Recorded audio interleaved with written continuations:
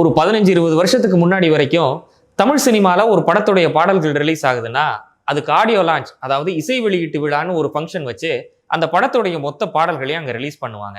ஆனா இந்த கல்ச்சர் கொஞ்சம் கொஞ்சமா மாறி இப்போ ஃபர்ஸ்ட் சிங்கிள், செகண்ட் சிங்கிள்னு ஒவ்வொரு பாட்டையும் தனித்தனியா ரிலீஸ் பண்ற ஒரு கல்ச்சருக்கு நாம வந்துட்டோம்.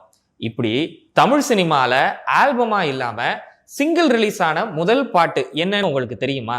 2003ல பிரியதர்ஷனோட டைரக்ஷன்ல ஹாரிஸ் ஜெயராஜோட மியூசிக்ல வெளியான லேசா லேசா படத்தோடைய இந்த பாட்டு தான் தமிழ் சினிமாவோட ஃபர்ஸ்ட் எவர் சிங்கிள் ரிலீஸ்.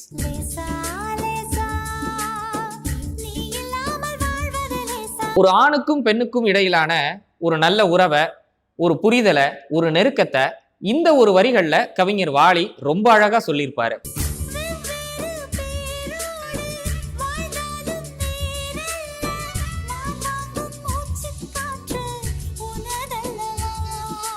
வெவ்வேறு பேரோடு வாழ்ந்தாலும் வேறல்ல, நான் வாங்கும் மூச்சுக்காற்று உனதல்லவா, உந்தேகம் ஓடும் ரத்தம் எனதல்லவா.